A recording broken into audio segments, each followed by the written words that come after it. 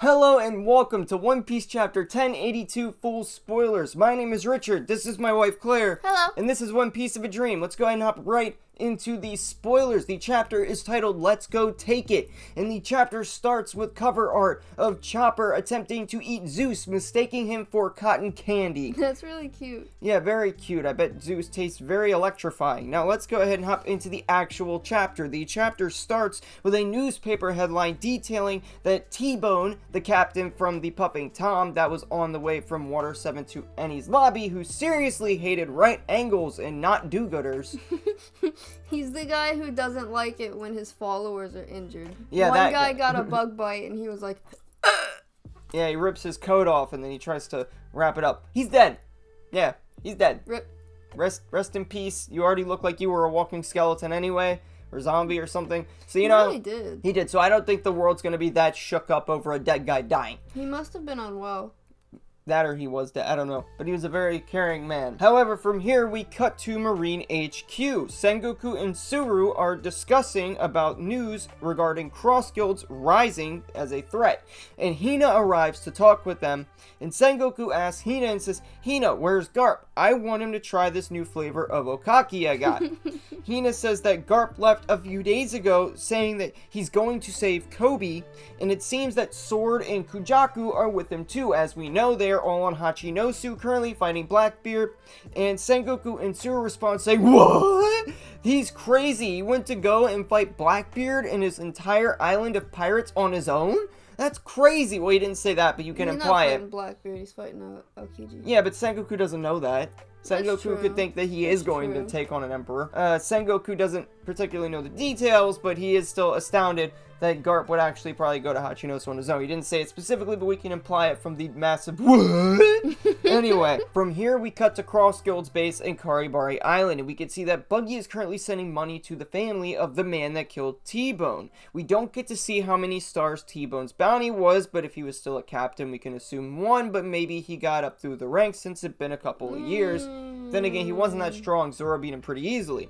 That guy who killed T-Bone will apparently be joining Cross Guild, and Buggy will protect him from the Marines. If Mihawk and Crocodile aren't protecting him, Buggy's not going to be much help. But if they are, I guess the guy's set. We can see that Cross Guild's ship is now built, and it has Buggy as the figurehead and clown themes. The ship has no name yet.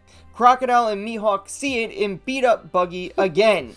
Buggy's crewmates do not help him. They just sit back and watch while Crocodile and Mihawk beat the living snot out of him. Funny how that works, huh? Crocodile and Mihawk, why do we have to ride on this ship? They ask Buggy. And Crocodile wants to use Cross Guild to complete his Utopia agenda again. He wants that Utopia nation. He's planning to build this Utopia as a military nation that won't be threatened by any force. I guess that includes the world government. Mihawk gives Crocodile advice, like they need to amass more power. Buggy is against Crocodile's plan. Apparently Buggy is not interested in a Utopia. Don't even know why Crocodile is, but it seems like he's had this dream back since just a Alabasta. crocodile thing. Yeah, he just really likes the idea. Buggy says, that's not what real pirates do!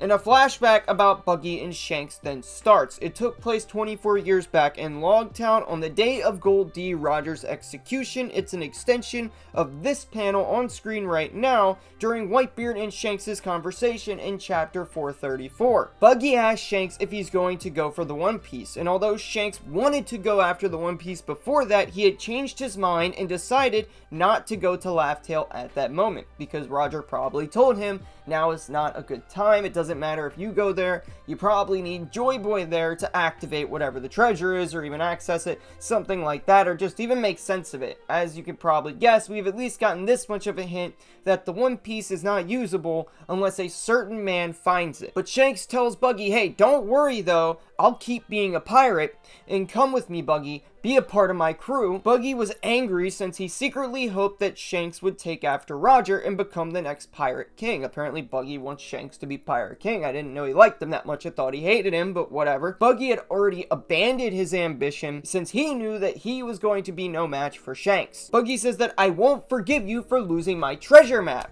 And then after that, Buggy runs away. Shanks probably having absolutely no clue that the real reason Buggy won't forgive him is not the treasure map, but actually that he actually made him eat the Bara Bara no Mi, or the Chop Chop fruit. Changed his whole life. It did change his whole life, for better or worse. We cut back to the present, and then Buggy talks with Crocodile and Mihawk and asks them if they haven't heard about Red Hair and the fact that he's on the move. Buggy gets angry because Shanks chose to do this now, and Shanks' move fires Buggy up. So Buggy's trying to get into this race, it seems, because Buggy responds to them with saying that it may be because of luck and accidents that I have the title that I hold right now, but in that case, I want to become the Pirate King too! At least he's self-aware. Yeah, so Buggy wants to be Pirate King now, and he's probably going to follow his way to the top. Now that Buggy's in the race, you can guarantee you that Buggy gonna get there first, because his luck is probably even better than Luffy's. I mean, Luffy had to beat Kaido to get to this position. Buggy got a slight butt kicking by Mihawk and Crocodile and got to this position, and it wasn't even all that bad. They chose to let him live. So it's not like Buggy had to go through any serious trials that he wouldn't have probably gone through normally. I mean, somebody else would have beat him up. Let's be real here. Buggy gets his butt kicked all the time. He's a wimp. Buggy shouts in tears before Crocodile beats him up again. So I guess he got to get beat up 3 times, actually. Okay, so maybe he's going through a little bit here, but I'm sure Kaido probably beat Luffy up a bit worse, because at least Buggy, Mihawk, and Crocodile seem to be a little friendly here. Crocodile tells Buggy that you're delusional, you have zero plans or preparation, and piracy is a serious business. Mihawk says that Red Hair, Blackbeard, and Straw Hat, you expect us to fight them all on your order? And then Buggy responds with, we don't need to defeat them all. This is a battle of treasure. All we need to do is be the one to take the treasure first. Then Buggy takes a microphone before Crocodile can stop him, and he speaks to all of the Cross Guild members. Buggy yells out to all of the Cross Guild members and says, listen up, men. Are you satisfied with your current lives? Do you remember the reason that you left to sea to be a pirate in the first place? That day has arrived. Today is the day that we go. Let's go and take the One Piece.